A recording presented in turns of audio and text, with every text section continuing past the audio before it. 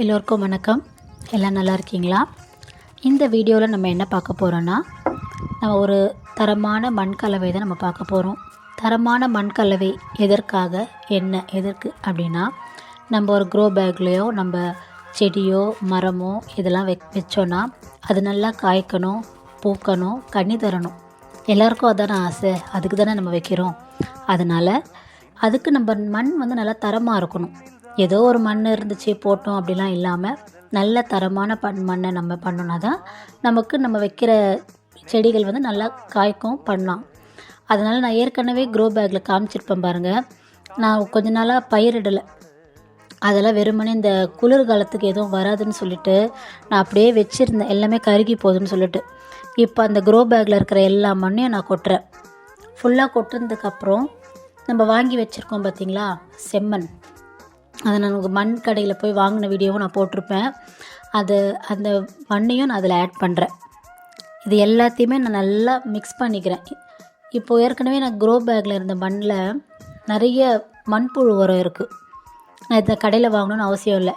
ஒரு க்ரோ பேக்கில் நிறைய பெரிய பெரிய புழுக்கள் இருக்குது, மண்புழு. இதுதான் நம்ம விவசாயத்துக்கு உயிர் நண்பன் நம்ம கேள்விப்பட்டிருப்போம். அதனால் அந்த உயிர் உரங்கள் நான் எதுவுமே வாங்கலை கடையில். என்கிட்டயே என்னுடைய க்ரோ பேக்கில் இருந்த பழைய மண்ணிலேயே நிறைய உயிர் உரங்கள் இருக்குது. நான் அந்த மண்ணையை தான் இப்போ புதுப்பிக்க போகிறேன். என்ன கொஞ்சம் செம்மண் ஒரு மூட்டை வாங்கிட்டு வந்திருக்கேன். அதையும் இதோட மிக்ஸ் பண்ணுறேன். இப்போது மண்புழு உரம் இருந்ததால் இப்போ எல்லாத்தையும் இது பண்ணுறேன். இது கூட கொக்கோ பிட்டு ஒரு 3 கையளவு போடுறேன். ஏன்னா ரொம்பவும் சேர்த்துக்கக்கூடாது. ஒரு 4 பங்கில் 1 பங்கு தான் கொக்கோ பிட் போடணும், நிறைய சேர்த்துடக்கூடாது. அதனால் அதையும் ஒரு 3 கைப்பிடி நான் கொக்கோ பிட் போடுறேன். கொக்கோ பிட் போட்டதுக்கப்புறமா தொழு உரம். நமக்கு தான் எங்கள் மாடுகளுக்கே பஞ்சம் இல்லையே, என்னோடய ப்ரீவியஸ் வீடியோலலாம் பாருங்கள். அதனால் எனக்கு தொழு உரமும் எனக்கு கிடச்சிது. நான் அதையும் நல்லா இதோட ஏன்னா தொழு உரம் ரொம்ப சத்து, அதான் நம்ம மண்கலவையில் இருக்கணும். அதனால் அதையும் நான் சேர்த்து நல்லா இதோட சேர்த்து மொத்தத்தையும் நான் என்ன பண்ண போகிறேன், இப்போது நல்லா மிக்ஸ் பண்ண போகிறேன். ஒன்றோடு ஒன்று நல்லா கலந்து மிக்ஸ் பண்ண போகிறேன். இது கூட இப்போ பாருங்கள், நான் செம்மண், ஏற்கனவே இருந்த மண், கொக்கோ பீட்டு, தொழு உரம், இந்த 4த்தையுமே நான் நல்லா மிக்ஸ் பண்ணுறேன். நல்லா மிக்ஸ் பண்ணதுக்கு அப்புறமா இப்போ நான் வச்சுருக்கேன் பார்த்திங்களா க்ரோ பேகு, அந்த க்ரோ பேக்கில் நான் எல்லாத்தையும் போட போகிறேன். க்ரோ பேக்கில் நான் ஆல்ரெடி ஓட்டை போட்டு வச்சுருக்கேன்.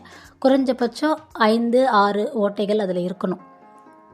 ஓட்டை போடாமல் நீங்கள் க்ரோ பேக்கில் மண்ணை போட்டுறாதீங்க. நல்லா ஹோல் போடுங்க.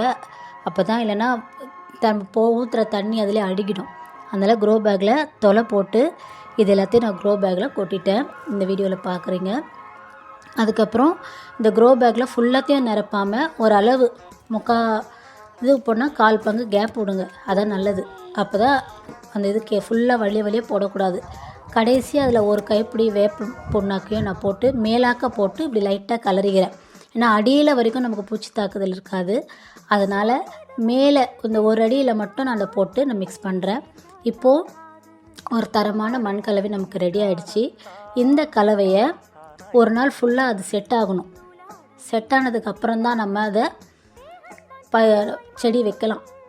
அதனால் ஒரு நாள் ஃபுல்லாக அது செட் ஆனதுக்கு பிறகு அடுத்த நாள் அதை வச்சிங்கன்னா ஒரு சூப்பரான மண் கலவை உங்களுக்கு ரெடி ஆகிடுச்சு.